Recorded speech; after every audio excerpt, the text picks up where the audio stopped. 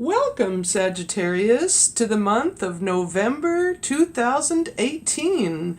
I'm Megan of North Star Astrology, and this is another general transits reading for those of you born with your sun, moon, and rising signs in the mutable fire sign of Sagittarius.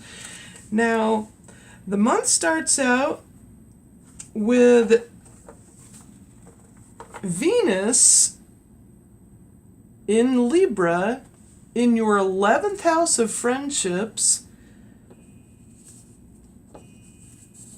sextiling the moon in Leo in your 9th house. So from your 9th to your 11th houses, your emotions will be feeling positive in loving and nurturing ways towards your friends, hopes, goals, and or wishes. Whatever hopes you may have, you will emotionally, perhaps even philosophically, and even dramatically, as the moon in Leo brings happiness and outward shows of emotion, and positively brings Venus into a balanced, loving, and positive sense between both houses and placements. So that's very good to start the month off with. And then 2 days later, on November 4th, Jupiter, your ruling planet, which for now is in the sign of Scorpio, sextiles the moon. Once the moon goes into your 10th house, into the sign, the other mutable sign of Virgo. So now the moon is in your 10th house of career and public standing, and gently, positively makes the 60-degree aspect sextile to your ruling planet Jupiter in your 12th house of the subconscious mind and dreams, or dream state, if you will. And so from your 10th to your 12th houses, or 2 signs, 2 houses away, your ruling planet largely gives you very positive emotions toward your career and what it is you're trying to attain or get across to your colleagues.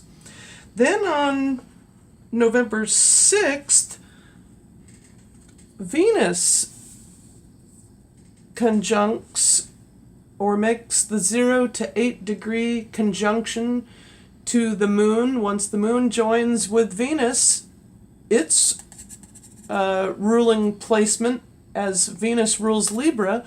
So now with the moon also in Libra in your 11th house of friendships, the two together form quite much more of an intensity, as well as more nurturing, more loving, which will transpire to your friends and yourself being in such a loving sense of well-being, which will flow back and forth, especially in group events, as the 11th deals with group events. Also on November 6th, the planet Uranus, which has been transiting your 6th house of health, work, and service given in Taurus, now retrogrades into the sign of Aries at 19 hours and 1 minute, and won't go direct until January 6, 2019, at which time it will move back into your 6th house on March 6th, 2019. But now, for the time being, now that Uranus on November 6th will go into your 5th house of romance, you may very well have sudden infatuations, sudden romantic attractions, if you will, and it'll be quite unique in a sense, as yeah, you may be used to planned activities. Although you can be the sign of spontaneity, this will give you that spontaneity perhaps once Uranus moves into the sign of Aries. Then on November 6th as well, the north node of the moon leaves Leo and enters your 8th house of sex, death, and taxes into the sign of Cancer, and also into the house of others' resources at 17 hours 38 minutes, and won't be transiting your 7th house in Gemini well into or until May 5th, 2020. So the North Node in Cancer will be transiting your 8th house, giving you a sense of fulfillment from others' resources and or understanding others' values, as this is the house of others' values as well. Then, on the following day, November 7th, the new moon occurs in Scorpio in your 12th house, and it's a time that you can go within and take time out to yourself, maybe perhaps meditate if that's what you're into, and that happens at 16 hours 3 minutes and or 15 degrees Scorpio 11 minutes, and at which time this newness will give you a largely greater new perspective or ability to take on new visions in or within your alone time to reflect, in a sense. Then on November 8th, your ruling planet Jupiter makes an inconjunct, which is an upside down V with a line over it.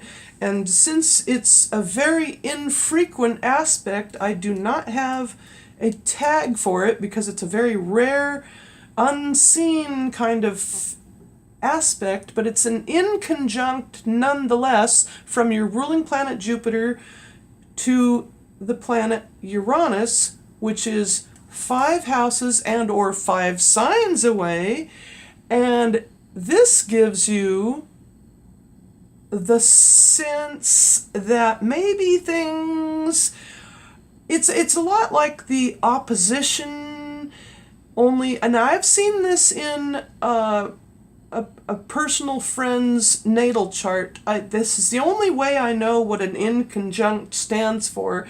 It's a bit like a feeling of a brief sense of inadequacy, perhaps in romance, and or a feeling of feeling, yeah, just, I think that's what I've read. It's like a feeling of inadequacy, but it's only a brief, standing, very temporary aspect for the day of November 8th only, and it happens at 6:21.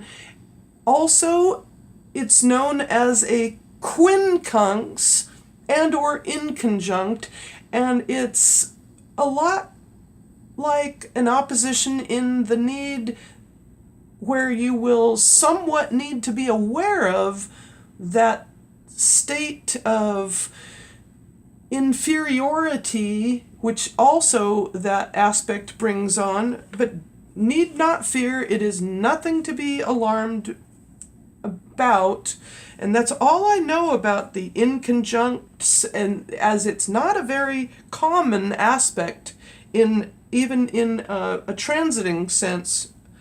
Then on November 8th as well, Mars in Aquarius in your 3rd house of communications squares the new moon as the action planet of Mars from your 3rd to your 12th house gives you that sense of, well, there's a kind of a need to once again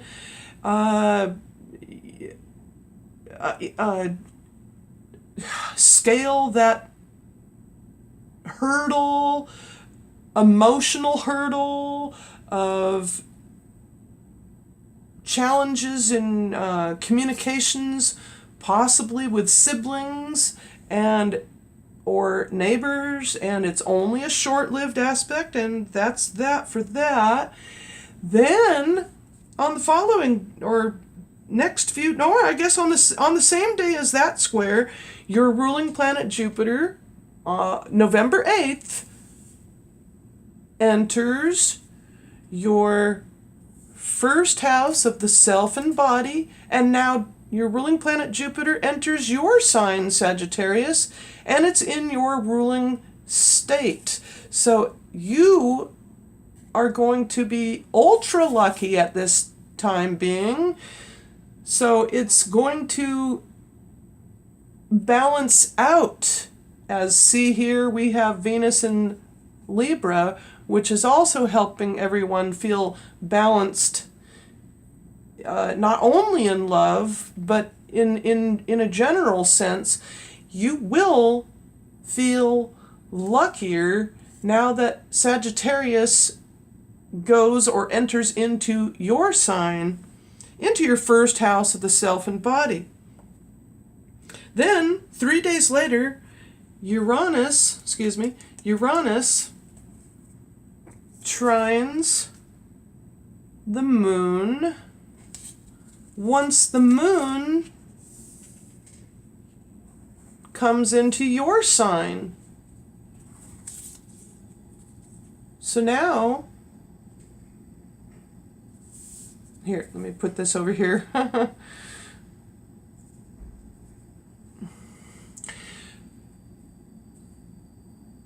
So now the trine between the happy-go-lucky moon placement, and I love it when the moon is in your sign. Love, love, love it when the moon enters the sign of Sagittarius, because everyone around you, including yourself, can feel a sense of joy and or joviality. I always notice it much more so when it comes from Scorpio and on into Sagittarius, and now it harmoniously trines the planet Uranus, now temporarily retrograded into the sign of Aries. So now you emotionally, physically, yourself emotionally harmonizes with sudden occurrences. So from your 1st to your 5th houses, with any kind of romance and or creativity that you aspire to, you will be harmonious in the way things transpire. Then, on 2 days after that, November 13th, Uranus squares the moon. Once the moon heads into the sign of Capricorn, which causes most people to become more serious and solemn and duty bound and responsible, and it's in your 2nd house of money and what you value, along with its ruling planet Saturn, Pluto now direct, now 90-degree squaring Uranus in Aries.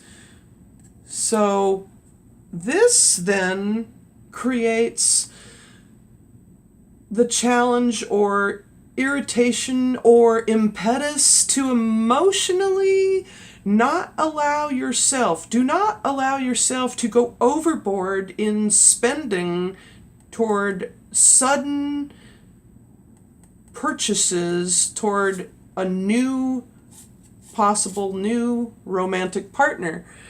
Keep your head on straight and your purse strings or wallet shut tight so that you don't end up going in debt over, or going overboard, and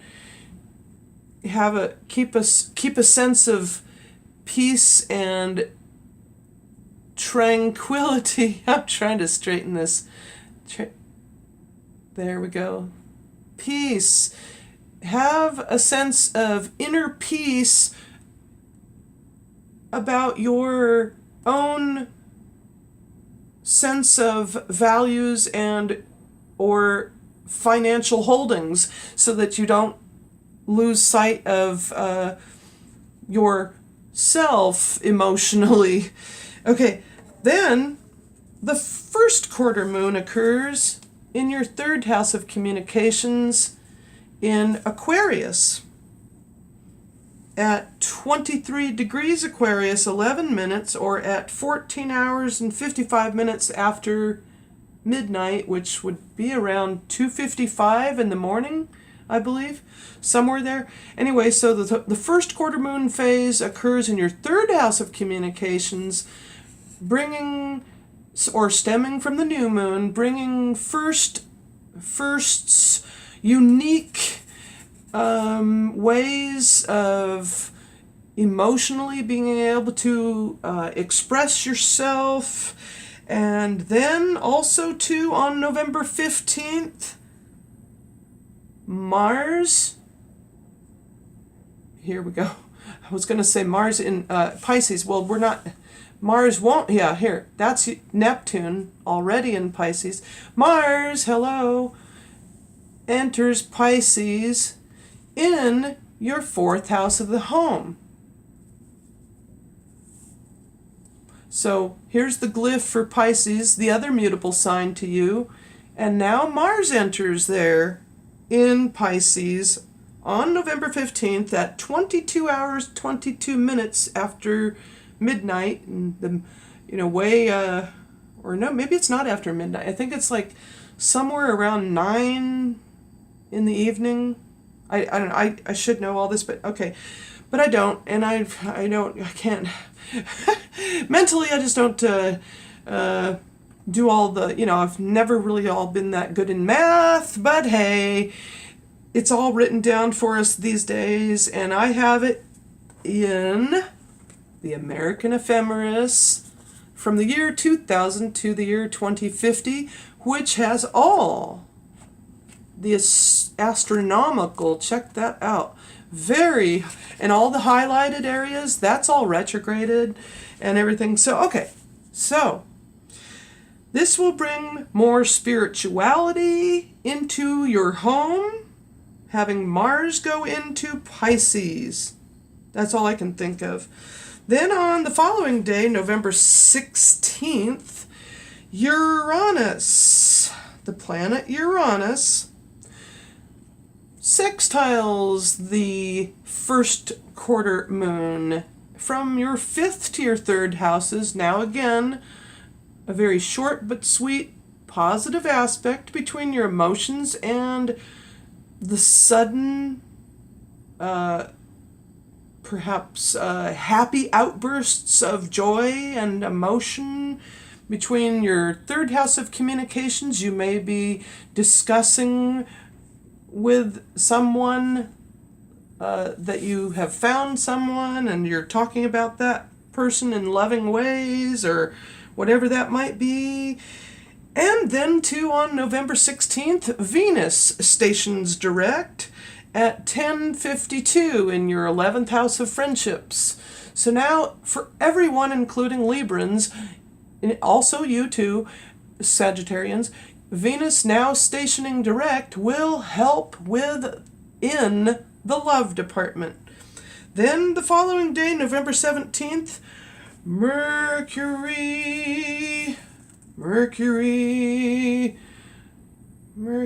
goes retrograde. Okay, so with that retrograde, you will need to be mindful of how you communicate and express yourself, so that you don't have to express yourself or I'm trying to think of the word, so that you don't have to reiterate. That you won't have to do that, but you will be mindful that you may need to do that with Mercury retrograde. Then, and that happens at 11:34, November 17th. Then on November 18th, the Sun in Scorpio still in your 12th house trines the Moon once the Moon goes into your 4th house in Pisces. So this very harmonious trine then from your 12th house of the subconscious mind to your 4th house of the home gives you that very harmonious feeling that you're doing something right, and you feel such a great sense of well-being within your subconscious mind to your concrete manifestations within the home life. So there's a lot of harmony now, gearing up toward Thanksgiving. And then on November 20th, the planet Uranus conjuncts the Moon once the Moon enters Aries at 22 hours and 47 minutes into the day. And this will bring you, once again, emotional, sudden attractions. If you're still single and you haven't met that special romantic partner, or, throughout the phase of the month, or progression of the month. Then 2 days later from that, the Sun enters your sign. And now that the Sun enters Sagittarius on November 22nd at 9:03, now things brighten up and become less serious as when the Sun was in Scorpio, and now even more joyous now that the Sun is now also in your 1st house of the self and body. So with this here, be extra mindful, especially with the retrograde, not to overindulge now that Jupiter will be transiting your 1st house of the body. I know, because wow, I was definitely overindulging when Jupiter was transiting my 1st house, with the fact that I've got Virgo rising, but needless to say, it was like, come on, restrain yourself. You will need to, especially around the holidays, be mindful of not overindulging on Thanksgiving Day or during the feasting of the holiday of Thanksgiving. So now that the Sun enters your sign, it's even more of a need to be mindful of yourself, your physical as well as your mental and emotional and spiritual self. And so that's an important thing to remember. Then also too, on November 22nd, Pluto, which has been transiting your 2nd house of money, now trines the Moon once the Moon goes into your 6th house of work and health in Taurus. So both Earth signs, Moon and Taurus, harmoniously trining the outer intrinsic deep planet of Pluto, having gone direct in Capricorn. Now there's a lot of harmony in that you may very well emotionally attract a good amount of cooperation and or a raise at work. Then the full moon occurs in your 7th house in Gemini at 5:40 at 0 degrees Gemini, 52 minutes. in your 7th house of others. Now, there is no opposition necessarily or any aspects to your opposite sun sign to yourself. However, be mindful that there is a great deal of energy between the sun now in your sign, which will give you even more of a sense of being able to shine and illuminate not only the need to balance yourself, but the need to be with others as well. So there's a great sense of positive energy now that the full moon is in Gemini, an intellectual energy nonetheless. Then on November 25th, Neptune stations direct at 109, stationing direct in Pisces in your 4th house at the home.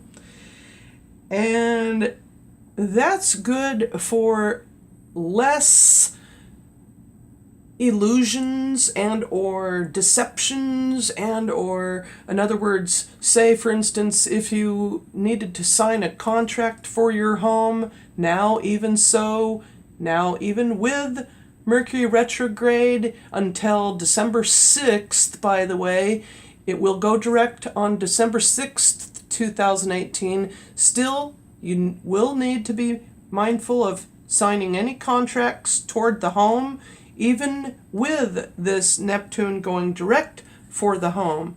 Still be very careful. Then, on November 25th, Uranus.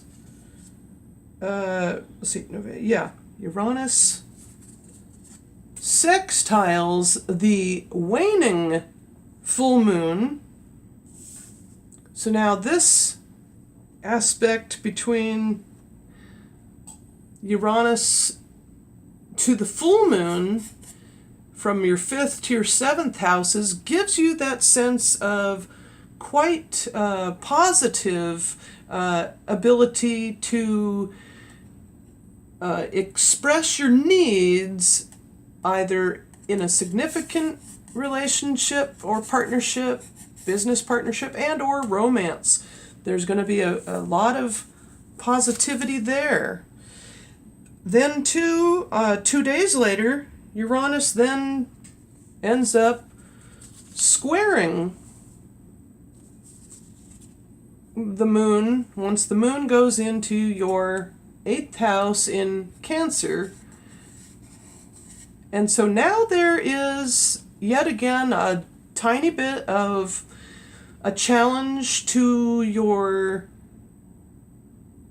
emotional needs versus your romantic or creative flow, if you will. You may feel a bit of frustration trying to garner resources for something you're doing creatively, if you're an artist per se, for by chance or whatever example. I'm trying to come up with some kind of example. It's hot in here. Our air conditioning hasn't come on yet. Oh my goodness. Excuse me.